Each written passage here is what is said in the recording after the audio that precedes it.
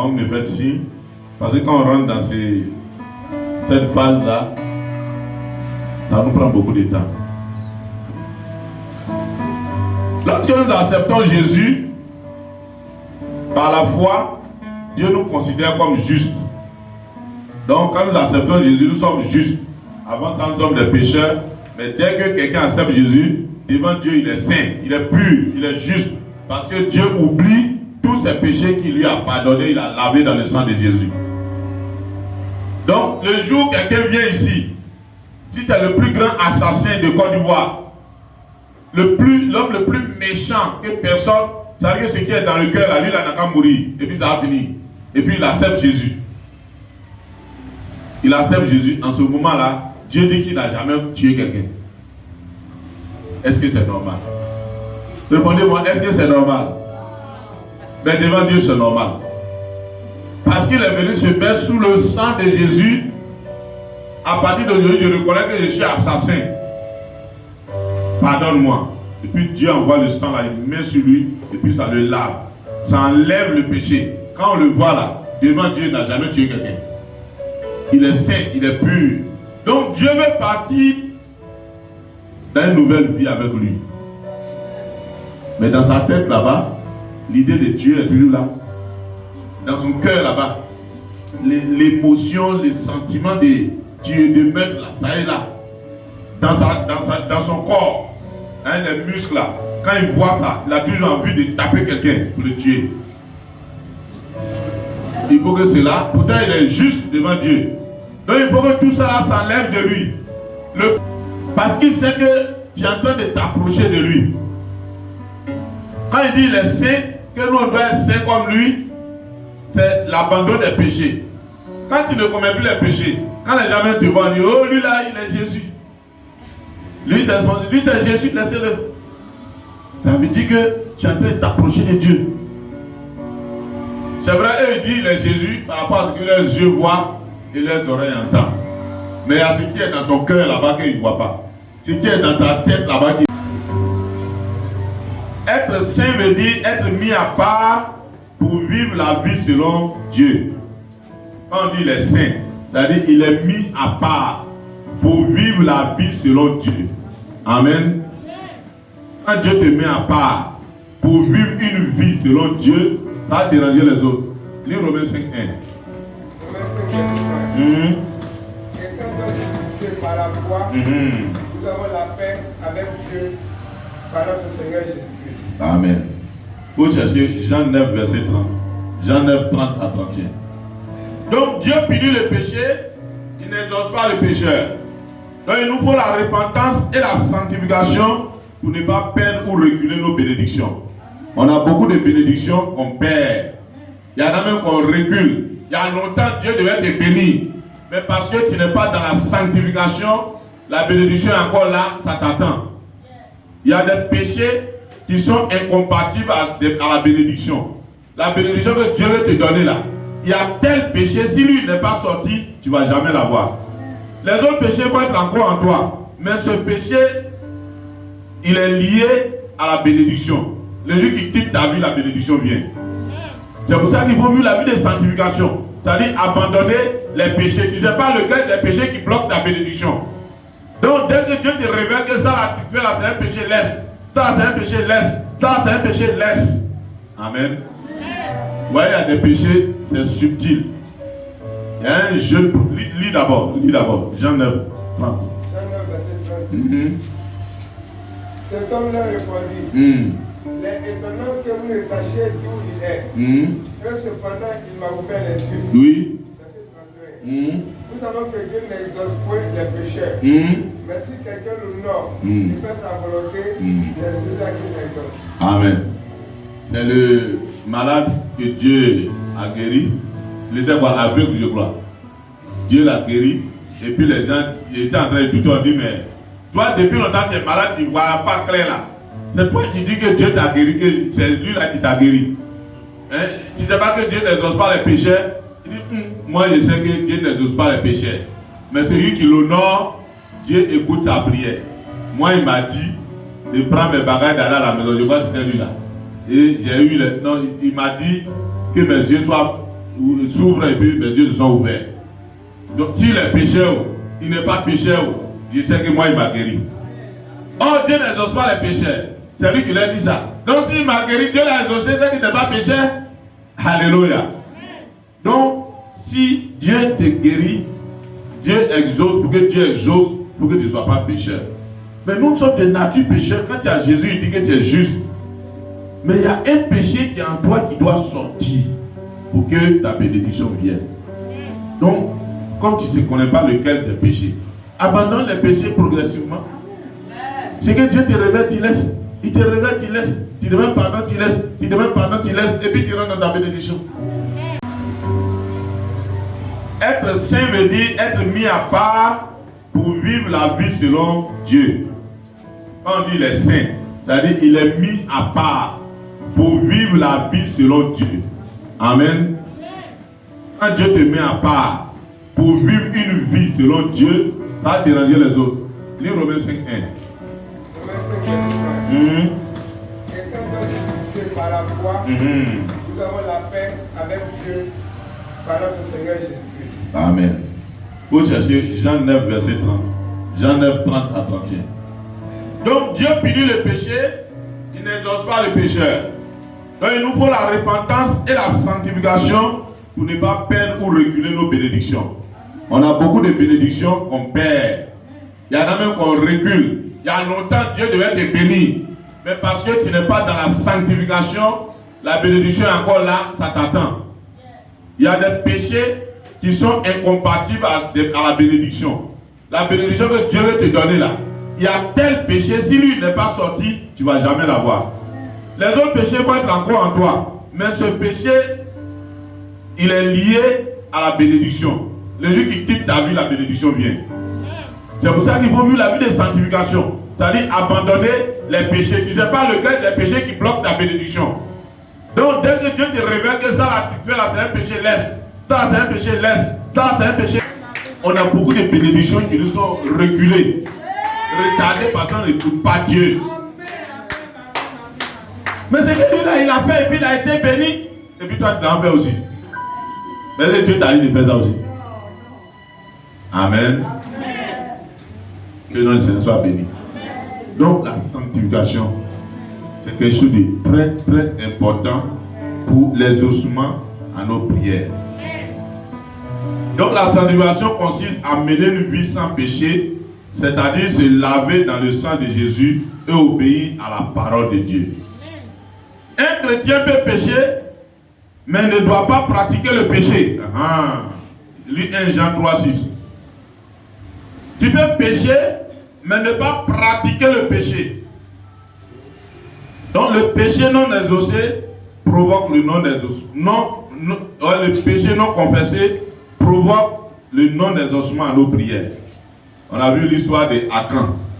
Dans le livre de l'Ancien Testament, le peuple d'Israël devait aller combattre.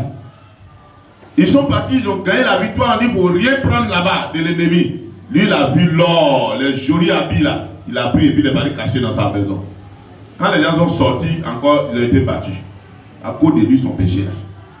Habit là même, est-ce que tu as porté combien de temps? Ça a s'usé des mains là.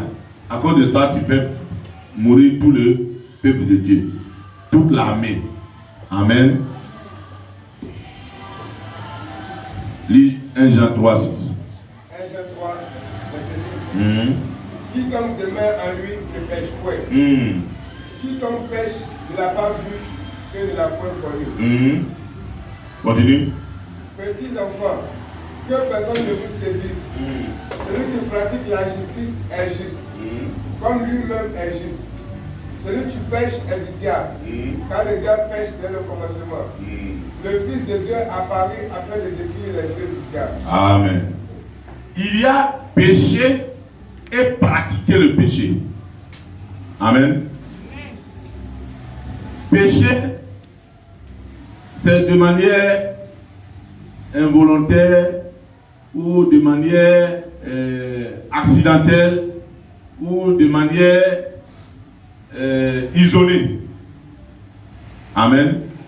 Peut-être la tentation était trop forte, tu n'as pas pu résister, tu es tombé dans ce péché-là.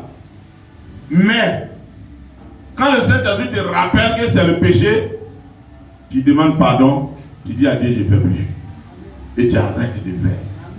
Ça, on dit, il a péché. Amen. Il a péché. Donc, le chrétien, ça peut arriver dans la vie du chrétien, ça arrive toujours dans la vie du chrétien. Il a péché. Mais quand le Saint-Esprit t'a révélé, tu demandes pardon même. Demain, tu t'en fais encore. Le lendemain, tu t'en fais encore, tu demandes pardon. Tu t'en fais encore, tu demandes pardon. Là, ce n'est plus accidentel, ce n'est plus involontaire. Tu pratiques ça maintenant. C'est volontaire, c'est habituel maintenant. Ça devient une partie de toi-même. Amen. Mais chaque fois, tu te réveilles, Seigneur, pardonne-moi. Il te pardonne, tu t'en vas, pardonne-moi. Tu pratiques maintenant le péché. C'est ça qu'il s'agit. Là, tu es pratiquant du péché. Amen. Sinon, quelqu'un qui a accepté Jésus, il peut commettre un péché. Mais quand il commet le péché, il demande pardon et il l'a. Donc, la sanctification doit être totale. Et la sanctification nous donne accès au miracle de Dieu et à la vie éternelle.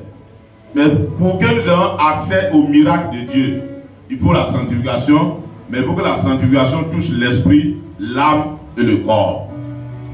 En ce qui concerne l'esprit, il s'agit de notre intelligence, c'est-à-dire notre capacité d'adoration, notre intuition, c'est-à-dire particulièrement notre pensée, c'est-à-dire nos habitudes, nos coutumes, nos mentalités, notre culture, nos connaissances, nos traditions.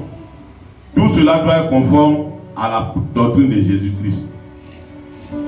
Donc, notre esprit là, ça fait appel à notre intelligence, notre raisonnement, notre connaissance. Donc, notre intelligence doit être soumise au Saint-Esprit. Notre raisonnement doit être soumis au Saint-Esprit. Nos coutumes, nos habitudes, nos traditions. Si la tradition n'est pas conforme à la parole de Dieu, il faut laisser. Il ne faut pas suivre ça. Si la tradition dit on doit faire ceci, cela dans notre région, faites des ignames, faites des générations, faites des initiations à ceci, cela. Si ce n'est pas conforme à la parole de Dieu, il faut laisser, il ne faut pas faire aussi. Adoration des ancêtres. Rivière là, c'est ça qui tient notre ancêtre. Le caillou là, c'est ça qui tient notre ancêtre. La forêt là, l'arbre là, c'est ça qui tient notre ancêtre. Notre famille depuis les ancêtres, on adore toujours. Quand toi tu acceptes Jésus, cette coutume là, tu n'es plus dedans. Tu as fini les études, avant de travailler, il faut aller te laver. Le sang de Jésus te lave. Tu n'as plus besoin d'être lavé par quoi que ce soit. Il y a une ceinture de sécurité qu'on doit te donner. Quand on fait accident, c'est toi qui seras le premier à mourir. Toi, tu as une ceinture de sécurité de Satan.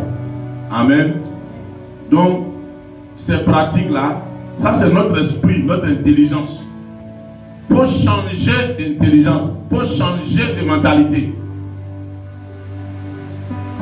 Je crois que c'est Romains 12, verset 1, faut lire.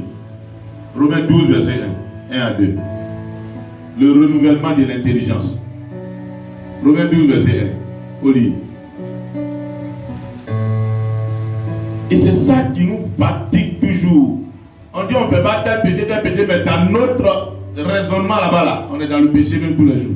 Faut lire. Romains 12, verset 1. Je vous exhorte donc, frère, par la compassion de Dieu, à offrir votre corps comme un sacrifice vivant, saint, agréable à Dieu. Ce qui sera de votre part raisonnable. Continue. Ne vous conformez pas au siècle présent, mais soyez transformés par le renouvellement de l'intelligence, afin que vous discerniez quelle est la volonté de Dieu et ce qui est bon, agréable et parfait. Amen. Il faut le renouvellement de l'intelligence.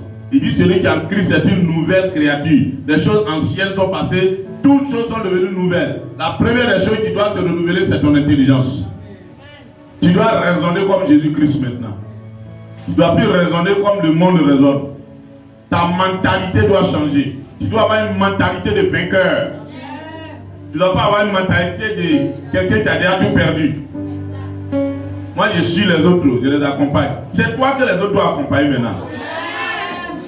Alléluia. Même si on n'a pas encore vu cela, dans ta mentalité, tu dois être devant. Il dit que tu seras la tête, mais tu ne seras pas la queue. Il faut avoir maintenant une grandeur d'esprit. Ton esprit doit être haut. La Bible dit que Daniel était d'un esprit supérieur. Il avait un esprit supérieur. Il ne mange pas manger des autres. Manger que le roi dépose, c'est bien copié. Il dit il ne mange pas ça. Il y a la nourriture impure dedans. Il mange le porc. Il mange ceci. Il mange cela que les Israéliens ne doivent pas manger. Il dit moi je ne mange pas. S'il n'y a pas quelque chose à manger, donnez-nous des légumes. On va manger. Quand ils ont mangé 10 jours après, ils étaient en meilleure santé que les autres. Quand tu changes ta mentalité, les choses changent autour de toi. Change ta mentalité, les choses vont changer. Amen. L'âme concerne notre volonté, nos émotions, nos sentiments, ainsi que nos désirs et nos besoins. Donc quand on parle de l'âme, c'est notre volonté. Ce qu'on veut faire, le désir, nos désirs là, ça c'est l'âme, l'expression de l'âme. Le désir, on parle de désir de la chair. Le désir, les choses qu'on désire. Amen. Notre volonté, moi je veux ça, moi je veux pas ça, moi je veux ça, moi je veux pas ça. Ça c'est l'âme qui s'exprime. Amen. Le désir, la volonté de ton âme doit être conforme à la volonté de Dieu. Ton âme doit désirer les choses que Dieu aime, que Dieu veut. Je dis ce que Dieu veut, c'est notre sanctification. Sans notre sanctification, nous ne verrons pas l'éternel. Amen. C'est ce que Dieu veut. Il faut que ta volonté change. Il faut que tes désirs changent. Tes émotions. Il y a des gens qui n'ont pas annoncé le décès, ils sont en train de pleurer. On dit, ah, ton enfant est malade, il commence à pleurer. Oh, il est mort. Il n'est pas comme on dit, il est malade. Va le soigner. Quand tu pleures, là, tu ne peux plus soigner la personne. Amen. Une petite phrase, seulement on lui a dit, oh, il est en train de pleurer. Moi-même, on ne m'aime pas. Oh. C'est parce qu'on ne m'aime pas. C'est ton âme qui exprime ça. Ton affection doit être attachée à Jésus-Christ. Lui donne la joie. Il dit, soyez joyeux. Soyez joyeux. Amen. Il doit être joyeux. Que le nom du Seigneur soit béni. Amen. La convoitise de la chair, la convoitise des yeux, l'orgueil de la vie. Voilà, je vais expliquer doucement. Convoitise de la chair, c'est les choses que je suis en train de voir. C'est qu'on mange. Oh, c'est bon à manger. La convoitise de la chair. Les choses qu'on mange, les choses qui nous... On aimerait avoir toujours ça avec nous. Amen. Que le Seigneur soit béni. Et la convoitise des yeux, voilà, là c'est les choses qu'on regarde, qu'on voit. Convoitise des yeux, les choses qu'on voit. L'orgueil de la vie, il faut que ce soit moi. On n'a qu'à parler de moi. Le moi, il faut qu'on parle de moi. C'est moi qui suis là. Pourquoi celui-là on regarde? Ne regarde pas une telle à porter là. Moi-même j'ai porté ça demain, et puis après demain j'ai porté son plus grand. C'est les femmes. Il faut qu'on regarde ce qu'elle porte là. Moi je porte ça aussi. Et puis l'autre qu'elle n'a pas porté là, qui fait 50 000 là. Moi je porte ça. C'est pas ça les mamans. Pourquoi c'est un seul qui a porté ça? On la voit dans l'église là. On la voit dans le quartier là. Ça c'est l'orgueil de la vie. Ça ne t'envoie nulle part. Demain quand le pain là sera délabré, tu vas jeter. Mais si tu veux, tu laisses dans ta cantine là-bas, ça va pourrir. Nous, on a notre cousine, elle a payé, elle est décédée maintenant, elle a payé toutes les formes de pain. Quand le pain sort, son mari était un haut cadre à SOGB. Et SOGB là, c'est EVA.